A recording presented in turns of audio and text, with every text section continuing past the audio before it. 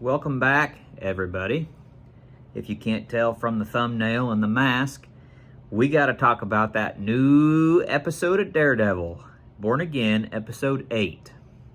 This episode, I have to say, probably the best episode of the season so far. A lot happens in this episode, a lot of twists and turns. Something set up at the end that you don't see coming, and they definitely set up a finale that's going to be, I think, off the walls bonkers. So with all that being said, let's just go ahead and hop right into spoilers, what happened, and what I thought of the episode. So if you haven't watched it yet and you don't want to be spoiled, this would be a time to hop off, come back later. If you have watched it and want to see what my thoughts are, here we go. This episode starts off, Matt and Heather are still kind of, they're kind of going through it with their new relationship they kind of have going on.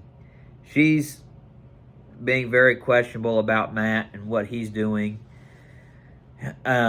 She makes the comment that she's very much against vigilantes, and she made the comment about how he said Daredevil saved you, and she says Daredevil didn't save me, I saved myself. And I saw a meme today that just captured it perfectly, that just had Matt's face when she said that was just perfect. The fact that she thinks that, because Muse was literally going to kill her if Matt hadn't have came in, and yes, she killed Muse, but without Matt interfering, she would have been dead. So it's funny that she thinks that she didn't need Daredevil's help. We also see Bullseye comes back in this episode. Matt goes to visit him. He asks to talk to Matt because he's moved to Gym Pop, and he has asked to speak to Matt. And Matt's partner, she tells Matt that that's a horrible idea not to go.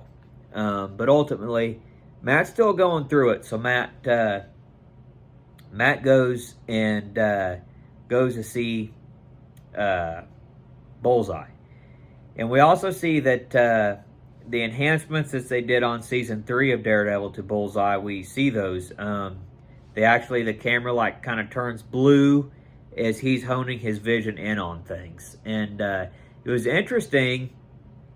Matt finds out that Bullseye was hired by someone to kill Foggy.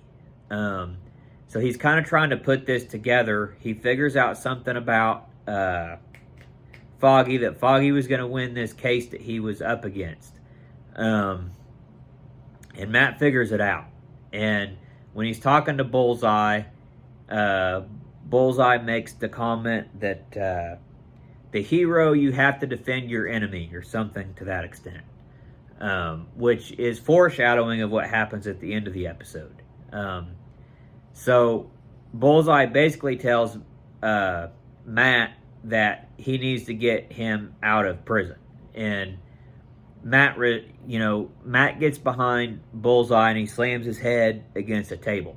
Well, I knew from the teaser trailer that they've shown, I knew what Matt was doing. And Matt does that, and then he tells him F you, and he goes to leave. But I knew what Matt was doing, and you see later in the infirmary scene that he busted one of Bullseye's teeth loose, and he used that tooth to shoot it at a guard, and then he ultimately breaks out. So we knew that Matt was going to be the one to get Bullseye out of prison. So then it's built up to the charity event thing that Fisk is putting on. Matt shows up late. Him and Heather are still going back and forth about things. Matt's figured it out that it was Vanessa that had Foggy killed, and he goes to address Fisk about it, and Fisk and Vanessa are sharing a dance, and Matt cuts into the dance and is dancing with Vanessa and basically says, I know you had Foggy killed, you will pay for what you've done. Fisk is dancing with Heather, and Vanessa basically says to Matt, does Heather know that you're Daredevil? About at that point, Matt starts hearing the gun, that Bullseye's there, that he's going to shoot. Bullseye shoots to shoot and take out Fisk because Bullseye thinks Fisk hired him when it was actually Vanessa. And Matt jumps in front of the bullet and takes the bullet, which completes the foreshadowing where Bullseye said, "You're the hero, you have to defend your enemy." And that's where the episode ends. We also saw at the beginning of this episode, Fisk shows Vanessa that he has Adam in a cage. Now, I thought Fisk had killed Adam in the last episode and beat him to death, but he kept him alive.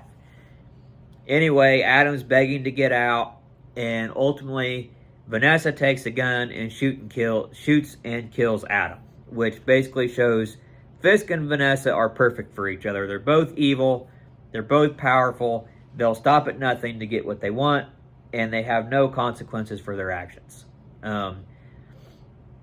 I think part of what Vanessa did ultimately too might have been saving Adam from what Fisk was going to do, because she knew that ultimately Fisk would kill Adam and that he would forever be a prisoner to Fisk and that he wasn't going to let him out. So I think part of her killing Adam was mercy, but at the same time it just showed how far she's willing to go for Fisk.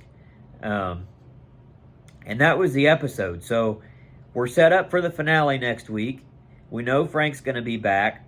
We've already been teased that there's going to be something shocking that happened. It's going to be the most violent episode. It's going to be bonkers. It's going to be off the wall. And I'm excited and I'm ready. My theories are, I think either Heather's going to get killed in front of Matt, which is going to push Matt to cross that line. I think that's what this season has been building towards. I don't know who will kill her, but I think he will cross the line and he will just go off. My other theory is that we know that Matt and Frank are going to team up to go after the task force.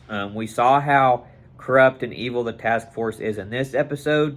They take somebody that was taking pictures on their phone at the charity event and literally burn his hand in the fry oil from the fries. And we see the chief of police, the commissioner, he's against the task force and he wants to bring it down. So he told BB that he's got files on every corrupt cop that is on the task force.